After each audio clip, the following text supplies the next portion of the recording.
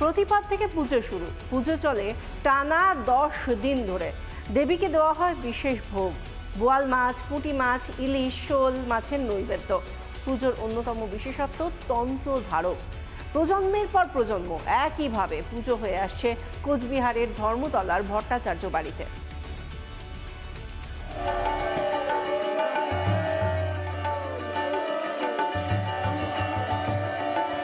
পূর্ববঙ্গের রংপুর জেলার জমিদার তাঁরাই চলে এসেছিলেন কোচবিহারে।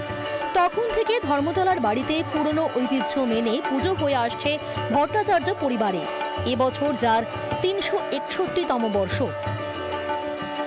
সেই সময় যখন আমরা শিফট করি তখন সঙ্গে আমরা আমাদের যে গৃহদেবতা তাকে নিয়ে আমরা এখানে আবার নতুন করে মন্দির তৈরি করে সেই আমাদের যা রীতিনীতি ছিল সেটাকে অক্ষত রেখে একই রকমভাবে আমরা সেটাকে চালিয়ে আসি। প্রতিবাদের দিন ঘট বসবে, প্রতিবাদ থেকে পঞ্চমী ষষ্ঠী পর্যন্ত আমাদের ঘটে পুজো হচ্ছে এবং চণ্ডী পাঠ হচ্ছে।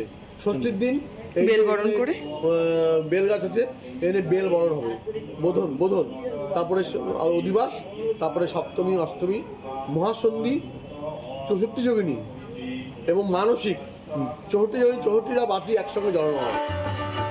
এমনই নানা বৈশিষ্ট্যে ভরা ভট্টাচার্য বাড়ির পুজো, যার অন্যতম বড় বিশেষত্ব তন্ত্রধারক। পরিবারের কাছে এখনো রয়েছে প্রাচীন তালপাতার পুঁথি।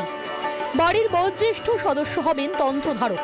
প্রথমে তিনি মন্ত্রোচ্চারণ করেন এবং পুরোহিত সেই মন্ত্র শুনে পাঠ করেন। চমক রয়েছে আরও। এই মানসিক পূজার সময় আমরা সবাই এখানে পূজার সময় তাকায় থাকবো, তখন নাকি মা চোখ খোলেন।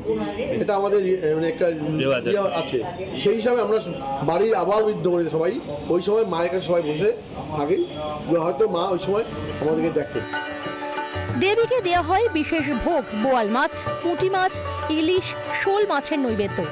বংশ পরম্পরায় তৈরি হয় প্রতিমা তৈরি করেন তিনি, সেটাও আর কি মানে পরম্পরা ভাবে চলে আসছে, ওটাও কিন্তু পরিবর্তিত হয় না। ওনারা জানেন আমাদের একচালা ঠাকুরের কী মাপ থাকে বা কী বৈশিষ্ট্য থাকে, সেই অনুযায়ী ওটা তৈরি হয়। তারপরে আমরা বাড়ির মেয়ে বউরা সবাই মিলে একসাথে ষষ্ঠী দিন বিকেলবেলা গিয়ে মাকে নিয়ে আসি। পাঠা বলি হতো, এখন তো সেটা বন্ধ করে দেওয়া হয়েছে বিশেষ কারণে। আর এখন পায়রা উড়িয়ে ছেড়ে দেওয়া হয় আর কি, খড়গকে ছুঁয়ে। আর এমনি মাছ ভোগ যেরকম হয়, বাল্যভোগেও হয়, মূল ভোগেও মাছের ভোগ। কি মাছ ভোগ? মেনলি বোয়াল মাছ হয়, ইলিশ মাছ হয়। বাড়ির পুজো, বাড়িতেই সব আয়োজন। কার কি দায়িত্ব সেটাও লিখে রাখা থাকে।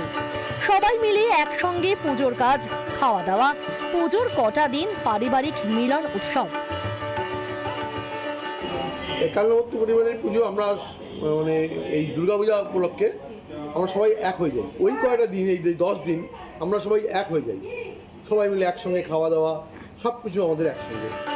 তবে শুধু পরিবারের সদস্যরাই নন, কালক্রমে ভট্টাচার্য বাড়ির পুজো হয়ে উঠেছে কোচবিহারের এক সাংস্কৃতিক সমাবেশ স্থল, যেখানে একত্রিত হয় পরিবার, আত্মীয় স্বজন এবং এলাকার বহু মানুষ। রিপাবলিক বাংলা। নানা ধরনের কন্টেন্ট দেখার জন্য লাইক করুন, শেয়ার করুন আমাদের ফেসবুক পেজ, সাবস্ক্রাইব করুন আমাদের ইউটিউব চ্যানেল।